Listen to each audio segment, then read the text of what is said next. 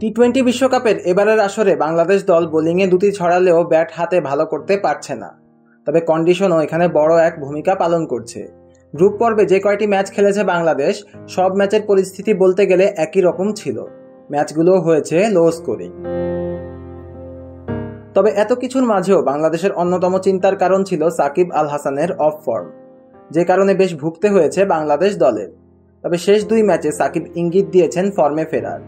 নেদারল্যান্ডসের বিপক্ষে 50-র পর নেপালের বিপক্ষে উইকেট নিয়ে দলকে ম্যাচ জিতিয়েছিলেন সাকিব। কিছুটা স্বস্তিও এসেছে দলে।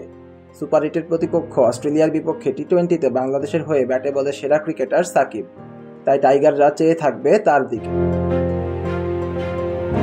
গত ওয়ানডে বিশ্বকাপ থেকে চোখের সমস্যা নিয়ে ভুগছিলেন সাকিব আল হাসান। মূলত তখন থেকেই এই সমস্যার শুরু। আর যখন থেকে সমস্যার শুরু, ঠিক সেই সময় থেকেই ছন্দ হারাতে থাকেন সাকিব, বিশেষ করে ব্যাটিংয়ে। আইসাইটে সমস্যা হওয়ায় বল ঠিকমতো দেখার জন্য তিনি মাথার অবস্থানকে পরিবর্তন করেন। তবে লাভের লাভ কিছুই হয় না।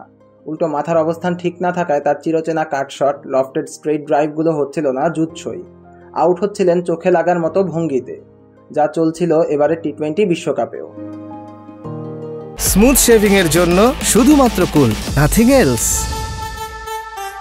এবারের বিশ্বকাপ শুরুর আগে সাকিব নিজের প্রত্যাশার পারদটা নামিয়ে এসেছিলেন অনেকটা। নিজের নামের পাশে যুক্ত হোক কিছু, সেটি চাননি তিনি। সাকিব বলেছিলেন, আমার নামের পাশে আমি কিছু দেখতে চাই না, শুধু একটা জিনিসই চাই, দেশের হয়ে যেন এই ওয়ার্ল্ড কাপে অবদান রাখতে পারি, এই ওয়ার্ল্ড কাপে যেন বাংলাদেশের হয়ে ভালো কিছু করতে পারি।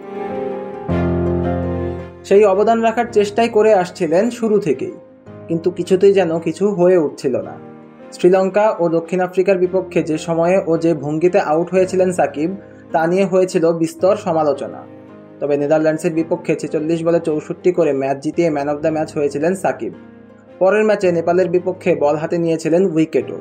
এই সাকিবকেই বাংলাদেশের দরকার সুপার 8-এর প্রথম ম্যাচে, কারণ সেই ম্যাচের প্রতিপক্ষ অস্ট্রেলিয়ার বিপক্ষে আন্তর্জাতিক টি-20তে বাংলাদেশের হয়ে সর্বোচ্চ রান ও সর্বোচ্চ উইকেটের মালিক সাকিবই। অস্ট্রেলিয়ার বিপক্ষে আন্তর্জাতিক টি-20 ক্রিকেটে 9 ম্যাচের 9 ইনিংসে ব্যাট করেছেন সাকিব আল হাসান। এক 50 সহ 28.56 গড়ে 257 রান করেছেন তিনি। Strike rate 112.23।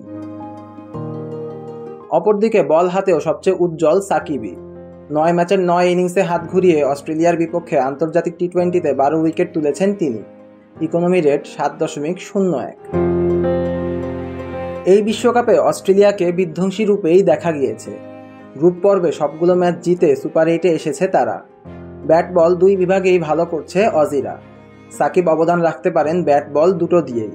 তাই অস্ট্রেলিয়ার সঙ্গে গুরুত্বপূর্ণ ম্যাচে ইনফর্ম সাকিবকেই চাইবে লাল সবুজরা। তিনি হতে পারেন টাইগারদের কি ম্যান।